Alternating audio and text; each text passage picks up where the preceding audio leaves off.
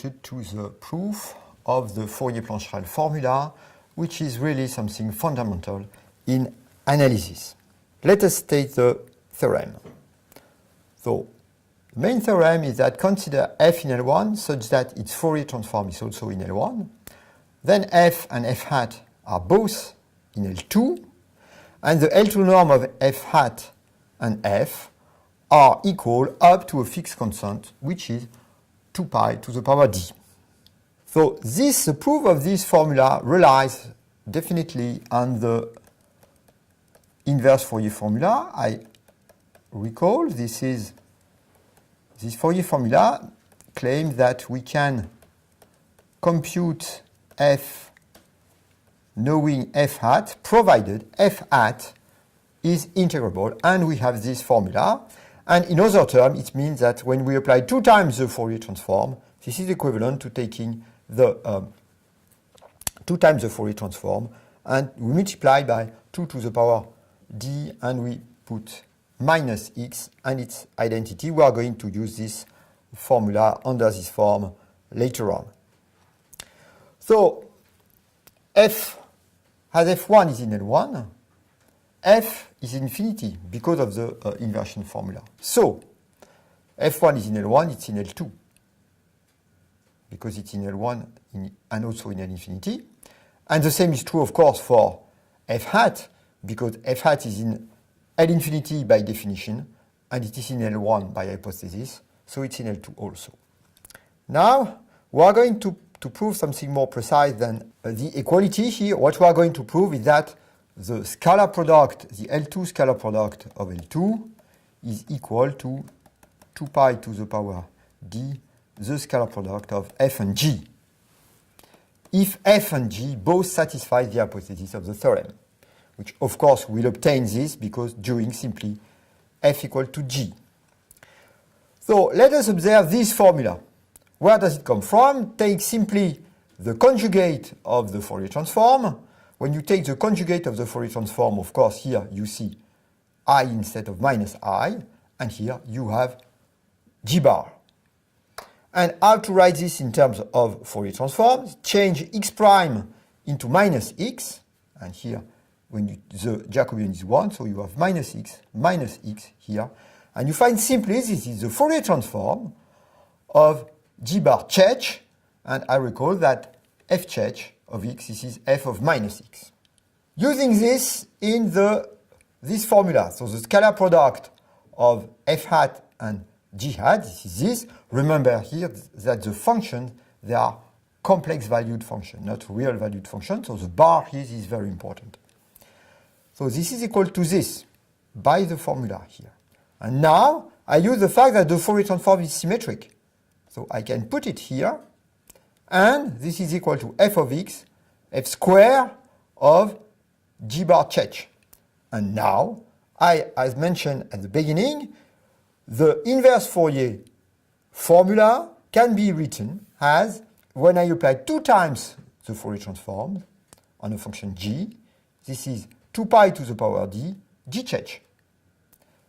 Use this formula here with g equal to g bar Čech. And bar comes with Čech, so this is Čech bar, but Čech, this is minus x. You put minus x, this is x, so this is g. And at the end, we find the wanted formula.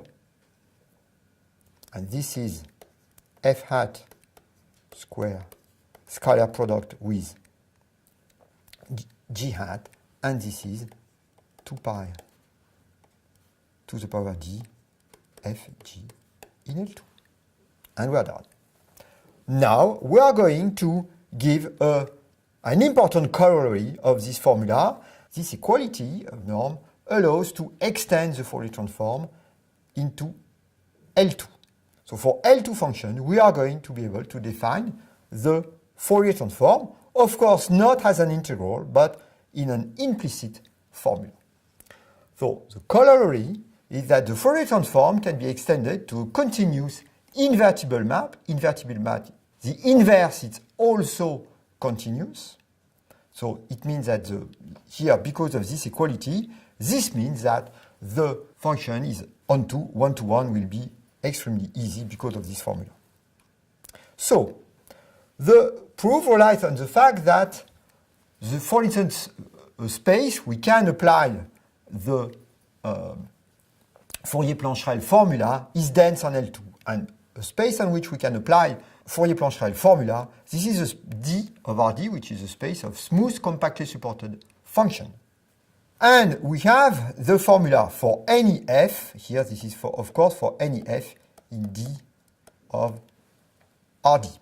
So, what it means that the Fourier transform is continuous from D of Rd into L2 for the topology induced by the L2 norm. And there is a theorem of functional analysis, abstract functional analysis, that claims that such a linear map can be extended to a continuous linear map on all L2, and it satisfies the same equality as here.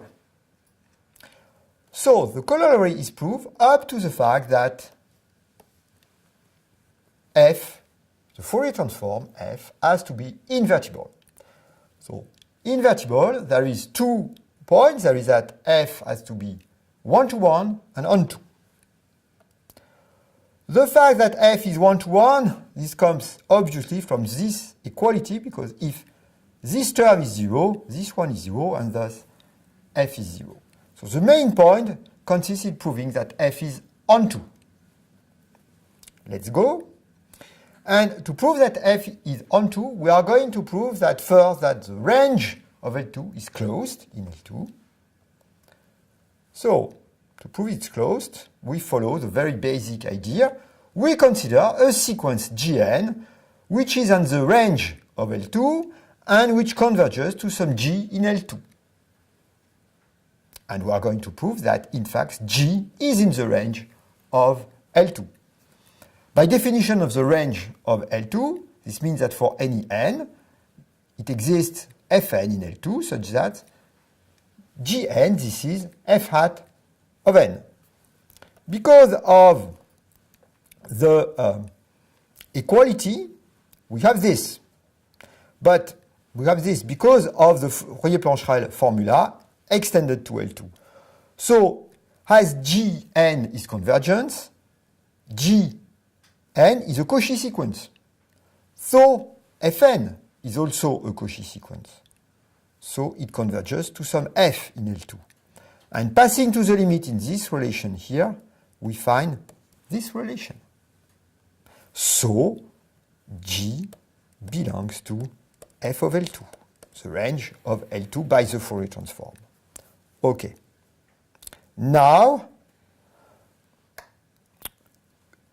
so this proves that f of L2 is closed. Now, we are going to prove that f of L2 is dense in L2. And if a space is closed and dense, this is equal to the whole space. So, how to prove this? We use the geometry of Hilbert spaces.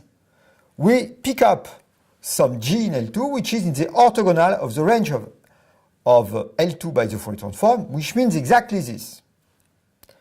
Using the symmetry of the Fourier transform, this means that for all f in L2, the Fourier transform of G bar is 0.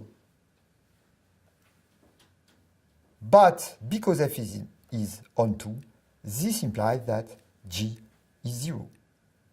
And this concludes the proof of the corollary and all the fundamental property of the Fourier transform around Fourier-Plancherel formula.